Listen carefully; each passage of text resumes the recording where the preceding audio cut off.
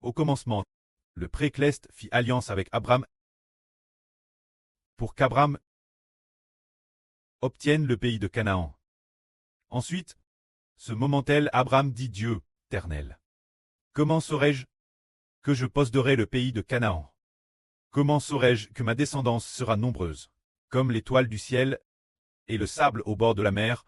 Ce moment tel Abram entendit Dieu dire. Abram, ce moment tel, Dieu parla ainsi à Abram. Abram, ne crains point. Je suis ton bouclier, ta récompense sera terrestre grande. Cette époque Abram avait probablement environ 85 ans. Ce moment Abram dit, Souverain Seigneur, je n'ai toujours pas de fils. Que me donneras-tu de plus? Et celui qui va hiter de mes biens, c'est Eliezer de Damas. Il dit encore, Tu ne m'as pas donné de descendance. Ainsi le serviteur N dans ma maison sera celui qui héritera de mes biens. Alors Dieu dit, Cet homme ne sera pas ne sera pas l'héritier de tes biens, mais celui qui sortira de tes entrailles sera ton héritier. Dieu dit donc à Abram, mais celui qui sortira de tes entrailles sera ton héritier. Il dit encore, regarde vers le ciel et compte l'étoile. Si tu peux les compter, telle sera ta descendance. Elle sera aussi nombreuse. Abram eut confiance en Jéhovah, et Jéhovah le considéra comme juste. Ce moment tel, Dieu dit encore à Abram, Je suis Jéhovah, qui t'a fait sortir de Ur en Chaldée, pour te donner ce pays en possession. C'est dire que Dieu a fait sortir Abram pour lui donner ce pays de Canaan en possession. Mais Abram répondit, Seigneur, Jéhovah, comment saurais-je que je posséderai ce pays en héritage? Comment pouvait-il savoir cela? Qu'il l'obtiendrait coup et sœur. Bien que Abram et Dijé quitte sa patrie, et Ft arrive au pays de Canaan, pourtant Abram, sans enfant. Et bien que Dieu ait promis de lui donner le pays de Canaan, comment pouvait-il savoir si cela se réaliserait vraiment? Alors, Jéhovah lui dit, Prends pour moi une nice de 3 ans, une chèvre de 3 ans, un blier de 3 ans, une tourterelle et une jeune colombe. Alors, Abram apporta tous ces animaux, Dieu, en les apportant Dieu. Cela signifie que Abram dut tuer une vache, une chèvre, une brebis, un blier, une tourterelle, une jeune colombe, les préparer, les nettoyer et les offrir en sacrifice Dieu. Alors Abram les apporta, et puis, ces animaux de sacrifice, les coupa tous en deux, une mois face l'autre, mais il ne coupa pas les oiseaux. Ce moment tel Abram. Au coucher du soleil, il s'endormit. Il tomba dans un profond sommeil. Ce moment tel, frère est sûr, vous savez, il ne faisait pas encore nuit, et de plus il était dehors. Comment a-t-il pu s'endormir? C'est Dieu qui l'a fait s'endormir. Après qu'il se fut endormi, soudain, une grande et terrifiante obscurie s'abattit sur Abram. Alors Jéhovah dit à Abram. Il semble que ce moment tel, Abram était dans un rêveux. Voyant en RVE une grande et terrifiante obscurie, l'enveloppeur. Ce moment tel, entendant dans son RVE une voix venant de l'obscurie dire, ou bien, en tout cas l'obscurie enveloppait Abram. Alors cette obscurie, est-elle bonne ou mauvaise? Ne nous prenons pas. Est-ce mauvais ou bon? Cette obscurie est bonne, parce que le frère Hébert a aussi vu en RVE le Seigneur Jésus-Christ devenir une grande et terrifiante obscurie, envelopper le frère Hébert. Ce moment tel, l'Esprit du Seigneur est dans le frère Hébert. C'est dire que cette grande obscurie, c'est peut-être le Seigneur, ou peut-être le Précleste, peut-être le Seigneur. Ce moment tel, il est dit, Dieu lui dit. Sache avec certitude que tes descendants seront étrangers dans un pays qui ne sera pas le leur. Ils y seront asservis. Et les gens de ce pays les opprimeront pendant 400 ans. Il est dit ici que les descendants d'Abraham devront souffrir et traverser une preuve, ce que signifient les 400 ans. Ensuite, cependant, je jugerai la nation laquelle ils seront asservis. Après cela, ils sortiront avec de grandes richesses, de Elbas, pour venir me servir en ce lieu. Quand toi, tu mourras après une heureuse vieillesse, en paix, et tu iras rejoindre tes presses. Tu seras enseveli, la quatrième Narsion. Ils reviendront ici. Il est dit ici qu'à quatrième Narsion, ils reviendront dans ce pays.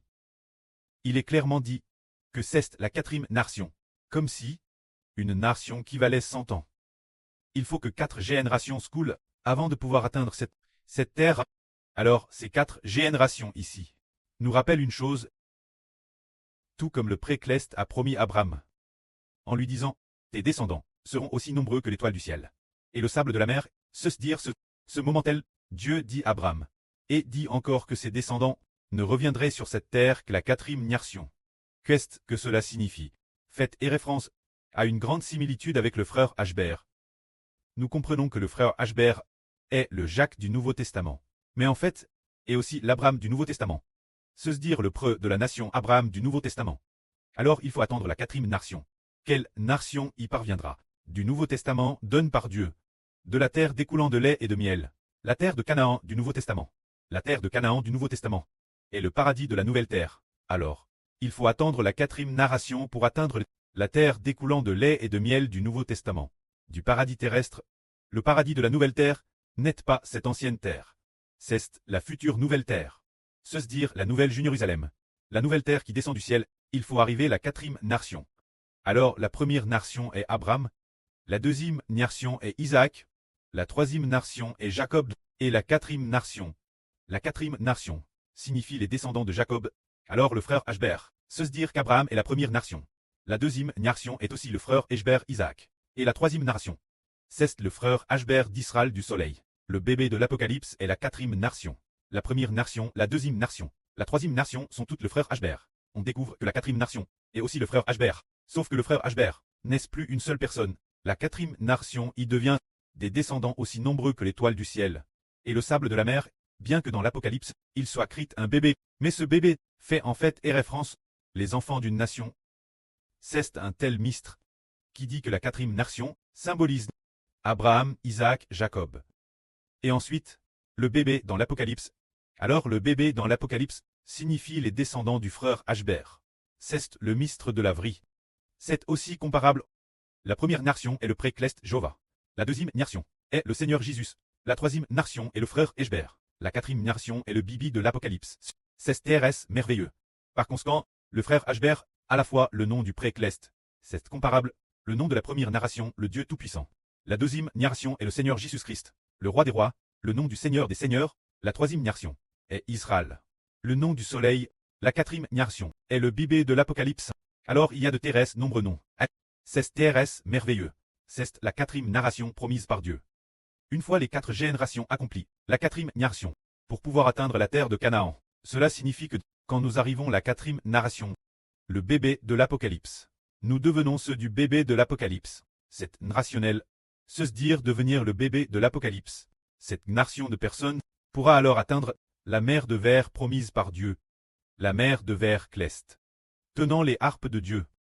Chantant le cantique du serviteur de Dieu. Mose et le cantique de l'agneau. C'est la quatrième nation. Alors nous la quatrième nation. Alors maintenant nous sommes. Cela semble peut-être comme la troisième nation. Alors pouvons-nous encore y arriver? Nous sommes la fois des figures de la troisième narration. Et des figures de la quatrième nation. C'est ressuscité d'entre les morts. Naître de l'Esprit Saint. Ressuscité d'entre les morts. Ce moment tel c'est devenir une telle personne. C'est l'enseignement de Dieu. Il faut attendre que dans l'Apocalypse, lorsque l'enfant apparaît, nous puissions alors atteindre le royaume des cieux.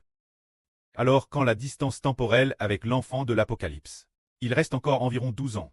Cependant, en arrivant en 2038, par rapport maintenant en 2026, une période de 12 ans, en arrivant en 2038, oui, certaines personnes atteignent d'abord le royaume des cieux, et puis, certaines personnes, après avoir travers la grande tribulation compte, elles ressusciteront alors pour atteindre le royaume des cieux. Il utilise une période de 3 ans et demi pour atteindre le royaume des cieux par vague, mais ce moment tel, déesse que l'enfant de l'Apocalypse natte. Ah, ceux qui sont DJ morts, DJ, par exemple, ceux qui sont morts dans le Seigneur, ressusciteront d'abord pour atteindre le royaume des cieux. En nous attendant, nous qui sommes encore vivants, traversant la grande tribulation pendant 3 ans et demi, pour n'arriver qu'après la fin. Alors, après la fin des 3 ans et demi, les personnes clestes, ressusciteront et arriveront en premier. Quant aux enfants de la nouvelle terre, ils devront peut-être attendre quelques dizaines de jours pour pouvoir y arriver, parce qu'il est écrit dans l'Apocalypse que c'est lui-ci, celui qu'on appelle le Fils de l'homme, assis sur une nue blanche tenant une faucille, portant une couronne d'or sur la tête, dit, une voix lui dit, lance ta faucille et moissonne, car la moisson est émère. La moisson est émère, elle peut te moissonne. La moisson émère signifie que les gens croient déjà pleinement en toi. DJ, oui. Ah, DJ remporte la victoire. La fin du monde et DJ termine. Elle arrive tout de suite. Tu dois prendre ceux qui t'appartiennent et les enlever vers le royaume des cieux. C'est ce que cela signifie. Les faire ressusciter. Ou bien, quand ceux qui t'appartiennent, les recueillir dans le royaume des cieux. Les enlever vers la mer de verre du royaume des cieux. Alors, celui qu'on appelle le Fils de l'homme, moissonne la terre. Après cela, il apparaîtra, oui, tous les vainqueurs, tenant les harpes de Dieu, sur la mer de verre chantant le serviteur de Dieu, le cantique de Mose et le cantique de l'agneau. Alors, cette vraie, nous, d'Abraham, la conversation avec Dieu le pré, nous permet de voir que l'avenir, l'Abraham de la nouvelle alliance, l'alliance du frère Eshber avec le pré, est sur le point d'arriver. La quatrième nation. Pour pouvoir aller auprès du pré, il faut attendre que l'enfant de l'Apocalypse soit N pour pouvoir atteindre le royaume des cieux. Dans les rêves de la sœur Jaourouane, elle a rêvé plusieurs reprises qu'elle était enceinte avec un gros ventre, et puis, fuyant partout comme elle fugie. Ah, dans l'une de ses rêves, elle a fui dans plusieurs endroits, se cachant dans de nombreux endroits, et de plus, c'était au moment où son ventre était digéré gros, sur le point d'accoucher, qu'elle a dû fuir précipitamment. Une fuite difficile, tant persécute, fuyant de toutes parts, se cachant ici et elle, allant de cachette en cachette. Le but tant de donner naissance ce bébé, cela fait référence, quand son ventre devient gros. Qu'est-ce que cela signifie? Le gros ventre de la sœur Zaourouane, le gros ventre dans le RVE, signifie que le Ftus est DJ lourd, qu'elle est sur le point d'accoucher. Cela signifie que la population du pays est presque au complet. C'est ce que cela veut dire, par exemple un bébé, au tout début dans le ventre de sa mère. Tout au début, quand la grossesse commence, le ventre n'est pas gros du tout. 1 ou 2 mois de grossesse, il n'est pas grand non plus. Ah, 5 ou 6 mois il commence à grossir. 7 ou 8 mois, 9 mois et bien 10 mois. Il devient terrestre gros, ce qui signifie que, au tout début de la grossesse, les membres du bébé ne sont pas encore apparus. Il y a juste un début, au tout début. Et puis, en grandissant petit, les membres se forment de plus en plus. De plus en plus. Ah, de plus en plus. Quand il atteint 8 ou 9 mois, tous les membres se sont développent. Tous les membres ont pris forme progressivement. Et puis, 10 mois, eh bien, tous les membres sont complets. Complets, tous les membres ont pris forme. Ils sont tous complets. Et puis, ils naissent enfin. Cela signifie que le peuple d'une nation, à partir de maintenant, les gens seront de plus en plus nombreux, jusqu'à ce que un certain nombre soit atteint le nombre d'un tiers de l'humanité fixe par Dieu. Alors, le nombre des gens dans le royaume des cieux sera complet. Les gens de cette époque, ce sera complet. Ce moment-tel, la septième trompette sonnera, sonnant pour dire que le nombre d'une grande nation est complet, et qu'ils peuvent te ramener dans la maison cleste. Tout comme les Israélites se sont multipliés en Égypte, ils se sont multipliés en nombre suffisant, atteignant juste 600 000. C'était suffisant, dépassant DJ la population de l'Égypte, en incluant les femmes et les enfants. Il y avait peut-être 1 ou 2 millions, peut-être plus de 2 millions, rien que pour les hommes de plus de 20 ans. Il y en avait déjà 600 000. La population était suffisante. Les gens de ces 400 ans, le temps est venu. Et puis, il a pu les ramener vers l'alliance que Dieu avait conclue avec leur oncle Abraham, la terre découlant de lait et de miel. Ce moment-tel, ce n'est qu'alors qu'ils y sont allés. Alors il en va de madame pour nous. Il faut attendre de croire l'évangile. Que le nombre de frères hébreux croyants soit complet, soit atteint, pour que le bébé naisse. Tout comme lorsque le moment est venu, ce bébé est formé. Tous les membres du bébé sont complets, ce sont tous formes. Ce n'est qu'alors que le bébé de l'Apocalypse naît. C'est pourquoi il faut passer par une période d'environ 12 ans, partir de maintenant, jusqu'à ce que ces 12 ans environ school. Le nombre de personnes atteignent enfin son plein effectif. Ce moment-tel, la septième trompette retentira, et c'est alors que nous serons enlevés vivants ou ressuscités dans le royaume des cieux. Ah, que la gloire soit rendue au prêtre et au Seigneur. Amen.